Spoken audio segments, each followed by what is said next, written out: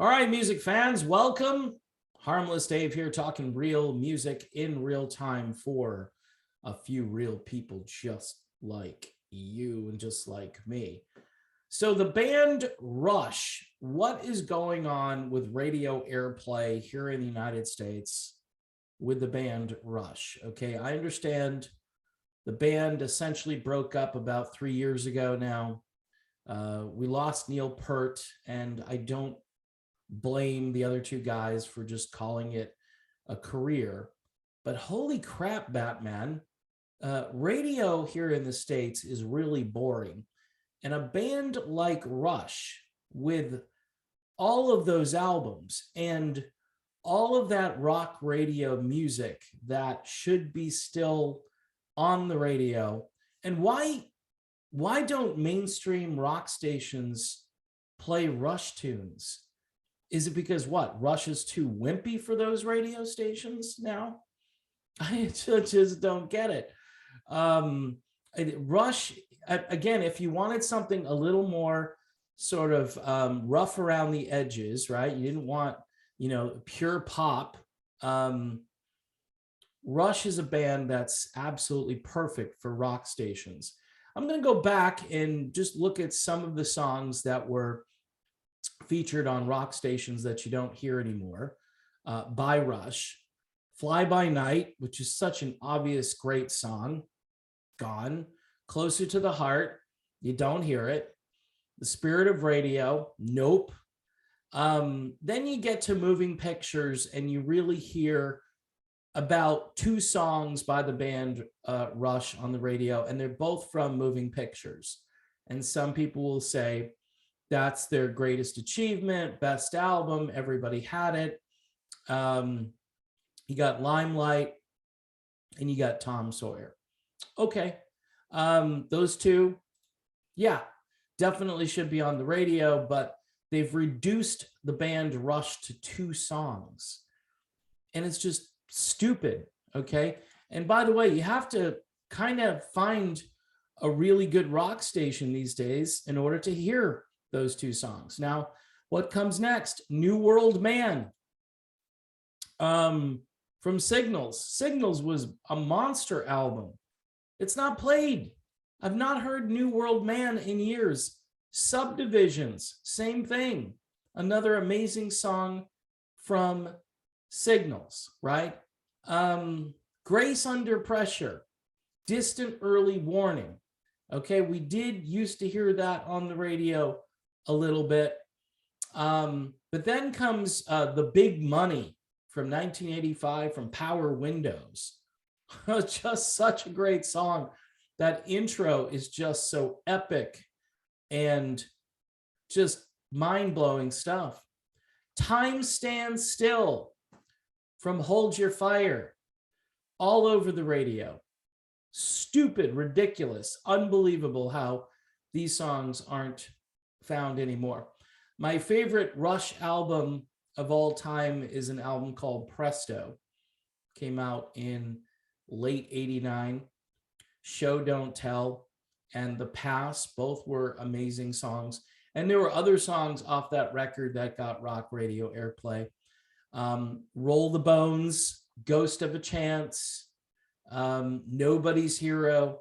And I get it. After that, Rush isn't as active, but man, from the early to mid 70s to about 1994. And how is it that Rush didn't fit the whole schematic of what happened during the grunge era? Because Rush music fits in with that, because it's not like they're making this happy-go-lucky pop music. They're making complicated music, complicated time signatures, right? And yet, I guess maybe that's why you don't hear them on the radio anymore here in the United States. Probably up in Canada, they get a fair amount of airplay. And again, here in the States, there's this bias against Canadian bands, and whether it's April Wine or Triumph. The other day I was talking with Ted Nugent and we were talking, he mentioned Triumph and I was like, I mean, you can go through a list of songs with that band too, but honestly, not as extensive as all of the songs that you used to hear on rock stations by the band Rush. I mean, is Rush too intellectual? Do they write songs that are too hard to, listen to, or too hard to kind of comprehend lyrically? It's just bizarre. And now everything has been reduced to stupid simplicity. And Rush basically always wanted to top themselves and to, reinvent themselves as time went on. They were more this grungy blues band back in the 70s, raw, almost bar band like, and then they progressed and they became very sophisticated with their albums, and the production value and the songwriting. It just got better and better. And it's just a travesty. And I'm just throwing it out there. I mean, this music should be out there more. This is a band that is in the Hall of Fame. Thank God, right? At least they're in. And I'm just puzzled. I guess programmers don't think people want to hear Rush on the radio. And it's just weird to me. It's just weird. Tom Sawyer. Okay, great. Thanks again for that one Rush song.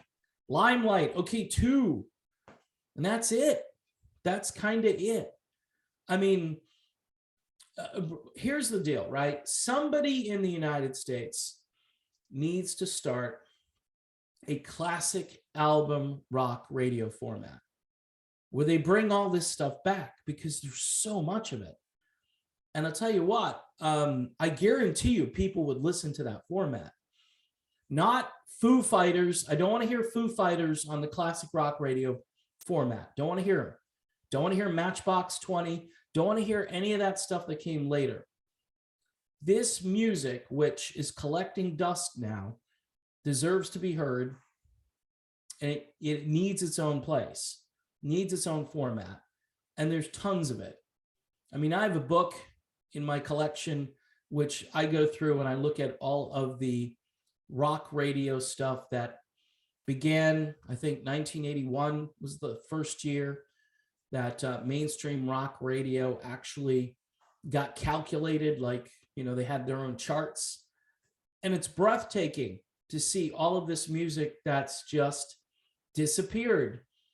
And there are smart people out there who'd love to listen to it, and I don't think there's any online radio stations that are doing it. And if they are, they're not doing like, a full throttle version of it, but they are maybe dabbling in some of it. This is a classic format that, of course, went away in the 1990s and hasn't come back. So anyway, the band Rush, really? You're just not going to play a lot of Rush on the radio? Bizarre, just bizarre. I mean, such an amazing band, so much talent. Yeah, you can't have Rush without Neil Peart. I get that. There were a few people kind of hinting, they're a 3-piece band, and he was this amazing drummer and this incredible songwriter too, and almost had a vision of what the future was going to be like. I mean, if Neil were still here, I think he would be going out of his mind with what's currently happening to the world. But I'm sure he's got to be in a better place than where we are right now.